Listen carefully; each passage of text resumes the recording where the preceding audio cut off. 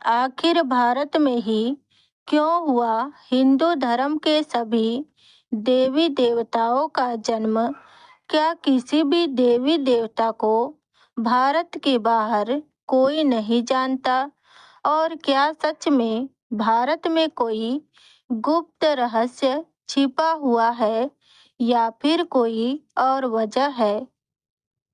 हमारे सनातन या हिंदू धर्म में देवी देवताओं का संबंध भारत के ही अलग अलग राज्यों से दिखाया जाता है, चाहे फिर वो प्रभु श्री राम की अवतरण स्थली अयोध्या नगरी हो या फिर बाके बिहारी भगवान श्री कृष्ण, जिन्होंने अवतार लेने के लिए कंस के कारागार मथुरा नगरी को चुना। ऐसे में सवाल यह उठता है कि हिंदुओं के सभी देवी देवताओं का जन्म भारत में क्यों हुआ? तो इस प्रश्न का उत्तर जानने के लिए हमें यह समझना होगा कि हिंदू देवी देवता भारत के इस पावन धरती पर ही क्यों अवतरित हुए।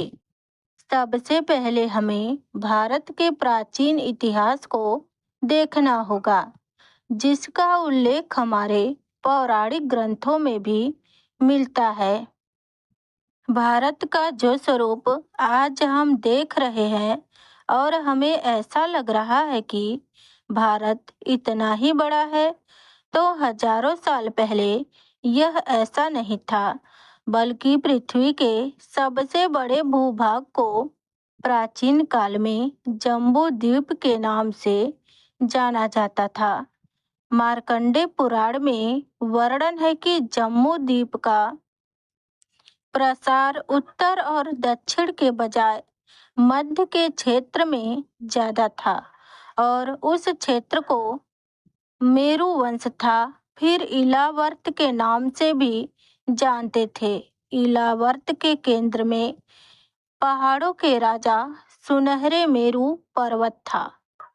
मेरु पर्वत के शिखर पर भगवान ब्रह्मा का विशाल नगर है, जो ब्रह्मपुरी के नाम से विख्यात रहा। ब्रह्मपुरी के आसपास 8 और भी शहर बताए गए हैं, जिसमें से एक भगवान इंद्र का और साथ में दूसरे देवी देवताओं के बताए गए हैं। प्रचलित कहानी यह है कि पूर्व वंश के राजा दुष्यंत और शकुंतला के पुत्र भरत के नाम पर ही हमारे देश का नाम भारतवर्ष पड़ा। तब का भारत, जिसे आज के कुछ लोग अखंड भारत भी कहते हैं, उसका भौगोलिक क्षेत्र बहुत ही विस्तृत था और इसमें वर्तमान समय के कई देश जैसे पाकिस्तान, अफगानिस्तान, श्रीलंका, बांग्लादेश, भूटान, ईरान और इराक और चीन का कुछ हिस्सा इन सभी के अंतर्गत आता था। यही अखंड भारत आर्यावर्त के नाम से भी प्रसिद्ध है। ऐसा नहीं है कि हिंदू मंदिर केवल भारत में ही मिलते हैं। दुनिया के कई ऐसे देश हैं जहां आज भी प्राचीन मंदिर के प्रमाण मिलते हैं और ऐसे कई स्थान हैं जहां आज भी सनातन धर्म के रीति रिवाज से पूजा पाठ होता है। थाईलैंड के राज परिवार पर भी हिंदू धर्म का गहरा प्रभाव रहा है। वहाँ के लोग ये तक मानते हैं कि थाईलैंड के राजा भगवान विष्णु के ही अवतार हैं। सनातन धर्म का सम्मान करते हुए थाईलैंड का राष्ट्रीय प्रतीक भी गरुड़ रखा गया है। इंडोनेशिया के जावा में प्रबानन मंदिर प्राचीन जावा का सबसे विशाल हिंदू मंदिर है।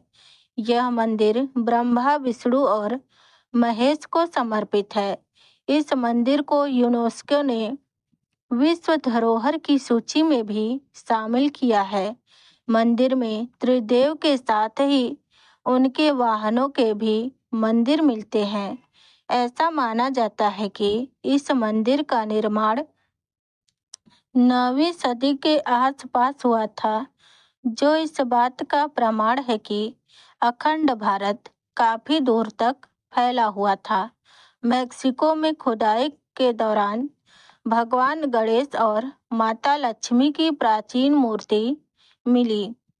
मेक्सिको शब्द संस्कृत के मच्छिका शब्द से ही आता है और वहाँ पर ऐसे हजारों प्रमाण मिलते हैं जिनसे यह सिद्ध होता है कि हिंदू धर्म की पहुंच यहाँ तक थी। स्पेन में हजारों वर्ष पुराना मंदिर है जिसमें भगवान विष्णु की प्रतिमा अंकित है और कुछ साल पहले भी रूस में मूर्तियां मिली थी और इतिहासकारों के अनुसार यह मूर्तियां 7वीं से 10वीं सदी के बीच की थी।